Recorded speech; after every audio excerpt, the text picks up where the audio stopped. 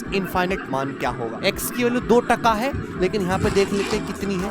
देखो जहां से पैटर्न रिपीट होना शुरू हो जाए वहां से पकड़ लो। आप ये देखो मेरे दोस्तों क्या बोला है मैंने सवाल में। आप कहोगे सर रूट एक्स की पावर रूट एक्स की पावर रूट एक्स की पावर रूट एक्स, यही तो आपने 1/2 लिखा है, यही तो 1/2 है। आप बोलोगे आंसर बराबर 1/2। अब देखो रूट एक्स क्या होता है, रूट एक्स होता है मेरे प्यारे में x की पावर 1/2, और 1/2 का भी 1/2 करोगे तो कितना हो जाएगा भाई, पावर 1/4 हो जाएगा। x कितना आएगा मेरे प्यारे भाई, दोनों तरफ से पावर 4 करेंगे, 1/2 की पावर 4 यानी कि 1/16। सवाल का आंसर बताओ। स्क्वायर कितना हो गया 100, ठीक है। और इसका स्क्वायर करो, 3 × 3 9, 9 × 11 कितना हो गया 99। तो 100 में से 99 चला गया 1। अगर तुम्हें इन दोनों संख्याओं के स्क्वायर का डिफरेंस 1 नजर आता है तो जब तुम्हें प्लस बताना होगा तो तुम बड़े वाले का डबल कर देना, यानी 10 का डबल कर देना, 20 हो जाएगा, ठीक है। और तुम्हें अगर x - 1/x बताना है तो तुम छोटे वाले का डबल कर देना, यानी वो 6√11 हो जाएगा।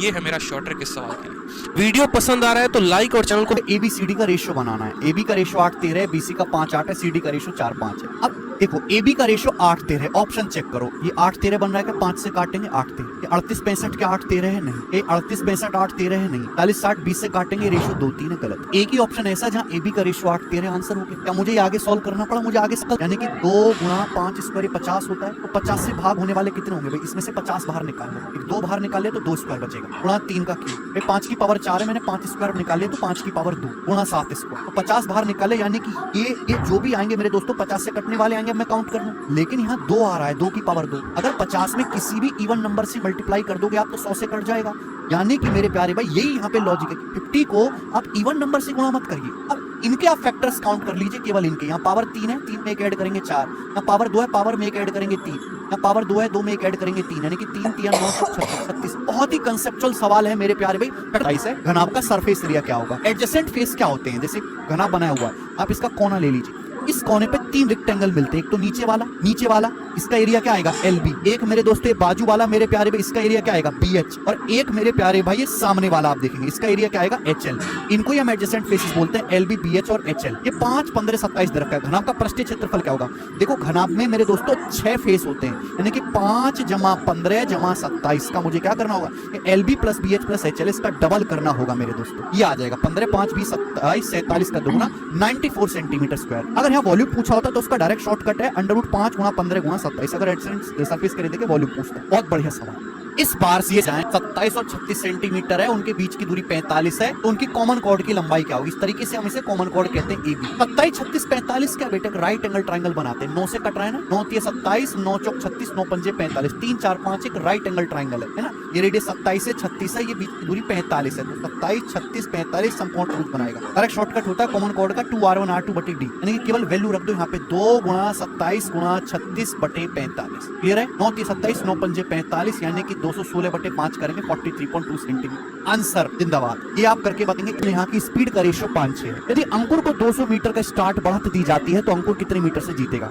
यानी कि रेस है 800 मीटर की, अंकुर को 200 मीटर आगे से दौड़ना है, 200 मीटर आगे से, यानी कि रेस जीतने के लिए अंकुर को कितना दौड़ना है, केवल 600 मीटर ही दौड़ना है अंकुर को, लेकिन नेहा को रेस जीतने के लिए पूरा दौड़ना पड़ेगा। अब आप बताओ ये इनकी स्पीड का रेशियो है, तो सेम टाइम में ये दूरी भी इतनी जाएंगे, जो स्पीड का रेशियो सेम टाइम में उतनी दूरी भागेंगे, दोनों एक साथ चलेंगे। अंकुर को कितना दौड़ना है जीतने के लिए 600 मीटर, अगर अंकुर 600 मीटर जाएगा 120 गुना, तो नेहा कितना भाग पाएगी, नेहा भी 6 का 120 गुना 720 मीटर भाग पाएगी नेहा, तो नेहा 720 मीटर ही भाग पाएगी, बट नेहा को तो 800 मीटर जाना है, 720 मीटर ही भाग पाई, यानी कि 80 मीटर पीछे छूट गई बेचारी नेहा, तो नेहा 80 मीटर से हार गई। तो रेशियो में ही ये सवाल निपट जाएगा। ये सवाल लगातार आ रहा है पिछले साल से, tan A + sin A, tan A - sin A, या फिर cot A + cos A, cot A - cos A, इनकी वैल्यू आपको देगा। तो हमेशा जो रिजल्ट बनता है x² - y², इनकी वैल्यू x और y, x² - y² बराबर 4√xy, 4√xy मेरे प्यारे बच्चे, ये इसका आंसर आ जाएगा, x² - y² की वैल्यू। ये p बोला है, यहाँ पे इस बार q नाम दे दिया, कौन सा करेक्ट है, तो करेक्ट हो गया p² - q² बराबर 16√4, 4√pq, ये करेक्ट हो गया दोस्त। यहाँ पे कंसेप्ट ये लगता है कि tan² - sin² बराबर tan² × sin² है, cot² - cos² है, cot² - cos² बराबर cot² × cos², ठीक है। ये दोनों सवाल सीजल में आए थे, आप करके बताएंगे। अगर सेट है कि 11 प्लस 13 बराबर 24 हो रहा है, दो भुजाओं का योग तीसरी भुजा के बराबर आ रहा है, तो कोई ट्रायंगल बनेगा ही नहीं, तो सीधी रेखा हो जाएगी मेरे प्यारे, स्ट्रेट लाइन। जब ट्रायंगल बनेगा ही नहीं, एबीसी ऐसे हो जाएगा मेरे प्यारे दोस्तों, ये 11 13 और ये पूरा 24, यानी कि कोई भी ट्रायंगल यहाँ से पास नहीं, कोई भी सर्कल जो है एबीसी से पास नहीं करेगा। ठीक है, यहाँ देखो बन जाएगा कि दो भुजाओं का जो योग है वो तीसरी भुजा से बड़ा बनना है, तो एक त्रिभुज बनेगा और एक त्रिभुज के 3 शीर्षों से एक ही सर्कल होकर गुजरता है, तो यहाँ से एबीसी से गुजरने वाले सर्कल की संख्या एक ही हो सकती है, बात खत्म। आदमी जो है वो मिरर से 0.5 मीटर की दूरी पर है, आदमी की हाइट 1.5 मीटर है, तो आपसे पूछा टावर की हाइट क्या होगी, एक टावर का टॉप देखता है आदमी, तो यहाँ से किरण जाएगी मेरे दोस्तों, यहाँ शीशे में उसका प्रतिबिंब बनेगा और आदमी को बिल्कुल साफ साफ दिखाई देता है। तो कॉन्सेप्ट ये लग रहा है कि अगर ये प्लेन मिरर है, यहाँ से किरण, प्रकाश की किरण जाती है, ये जो कोण बनता है एंगल ऑफ इंसिडेंस, ये रिफ्लेक्ट होकर चलेगी वापस, ये दोनों कोण बराबर होते हैं, angle of incidence angle of reflection, ये दोनों कोण भी तो बराबर बचेंगे भाई, ये थीटा थीटा भी तो सेम होना चाहिए, यानी कि यहाँ पर ये दोनों कोण भी सेम बनेंगे